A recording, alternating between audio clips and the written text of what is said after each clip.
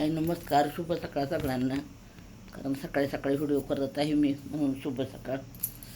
तर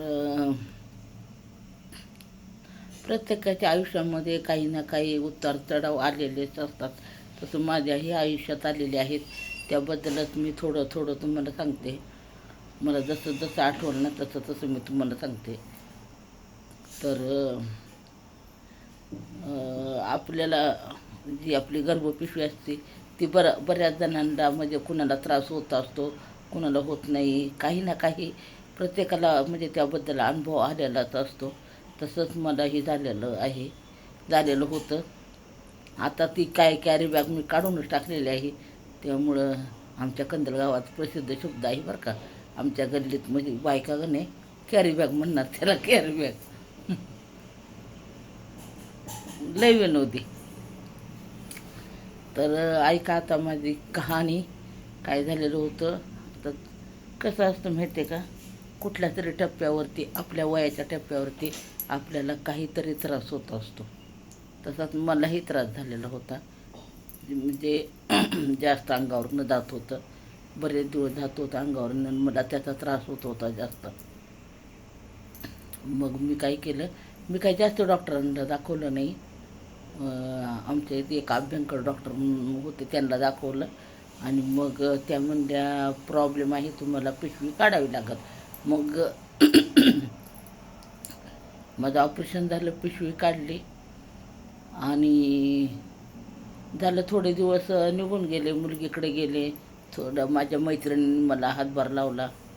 आणि नंतर एकदमच असं म्हणजे ना, मला मरगळल्यासारखं व्हायला लागलं. म्हणजे असा फ्रेशपणाच नव्हता शरीरामध्ये माझ्या, नुसतं मरगळल्यासारखं, नुसतं झोपावं वाटायचं. म्हणजे एका डॉक्टरकडे गेले तर ते म्हणले, तुमच्या ज्या रक्तपेशी आहेत ना त्या पूर्ण अशा आकुंचन पावल्यात म्हणले, आणि तुम्हाला त्याच्यावरच्या गोळ्या घ्याव्या लागतील, इंजेक्शन घ्यावे लागतील.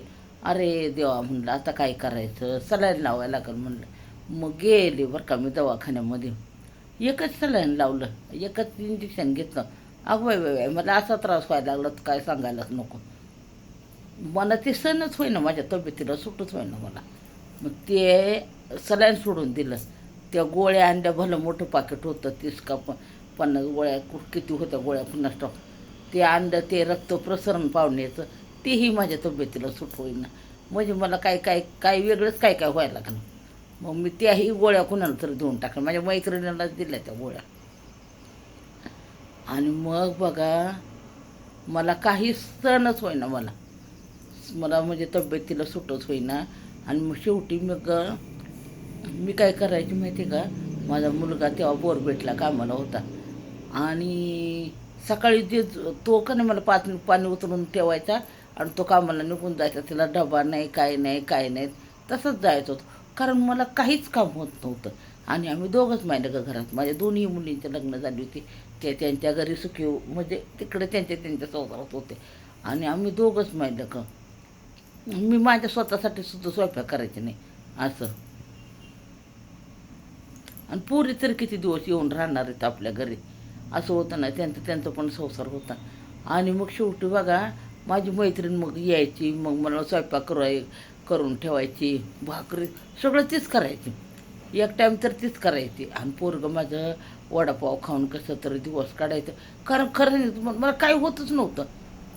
म्हणजे करूच वाटायचं नाही, नुसतंच म्हणजे नुसती डोळ्यावर झापड. त्या पेशी आकुंचन पावलेल्या होत्या ना, तर ते म्हणजे असं फ्रेशपणा शरीरात नसायचं माझ्या. आणि मग काय झालं, आणि संध्याकाळचा तेवढा स्वयंपाक कशी तरी बी करायचे. पोरगं मला कुठं सोडून जायचं नाही, अजिबात. माझं पोरगं मला 1 मिनटं कुठं सोडायचं नाही. हां, फक्त कामाला जायला तेवढंच बरं का. लग्नाच्या अगोदरची गोष्ट सांगते मी त्याच्या. आणि मग नंतर बघा, मग माझी सून म्हणली तेव्हा, म्हणजे माझ्या मुलग्याचं प्रेमविवाह आहे. मग तिने कने प्रतीकला सांगितलं की असं असं हर्बल लाईफ आहे, तुम्ही तिथं मम्मीला घेऊन या तुमच्या. मग ते हर्बल लाईफचं चालू केलं बघा. मग तो शेक, तेव्हा मी ना लई हौसनं ते शेक त्यानं घ्यायचे. मग ते शेक घ्यायचे, ते सेंटरला जायचे, अफ्रेश घ्यायचे.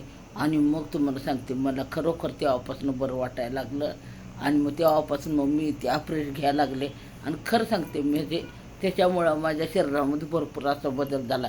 मग मी आताही जास्त दवाखान्याला जात नाही बघा. कुठल्या गोळ्या मी जास्त खात नाही. आणि जरी गोळ्या आणल्या तर त्याही माझ्या लोळत पडत्या, त्या गोळ्यासुद्धा मी खात नाही.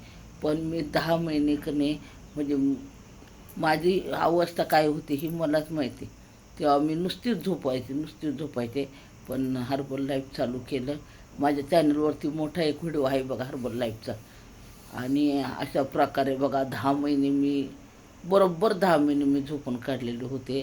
तुम्हाला सांगते, माझं पोरगं बिगर डब्याचं जायचं, मला लई वाईट वाटायचं. पण मला म्हणजे मी काहीच करू शकत नव्हती अशी माझी अवस्था होती.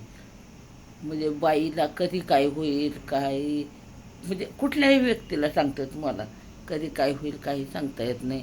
तर माझ्या आयुष्यामध्ये म्हणजे झालेली ही एक घटना आहे. अजून बऱ्याच अशा घटना आहेत, अजून बरेच व्हिडिओ येतील तुम्हाला. जसं जसं मला आठवलं ना तसं तसं मी व्हिडिओ टाकायचा नक्की प्रयत्न करेल. तर माझा हा व्हिडिओ तुम्हाला कसा वाटला कमेंटमध्ये नक्की सांगा. माझा हा एक अनुभव आहे बघा. असे बरेच अनुभव आहेत माझ्या आयुष्यामध्ये आलेले, बरेच चढ उतार आलेले माझ्या आयुष्यामध्ये. माणूस जन्माला येताना आपलं नशीब घेऊन येतात, तर त्या नशिबामध्ये काय काय घडलेलं ते नक्कीच मला तुम्हाला सांगायला आवडेल. आणि माझे व्हिडिओ तुम्हाला आवडतात का तीही तुम्ही कमेंटमध्ये सांगा. तर चला, बाय बाय सर्वांना.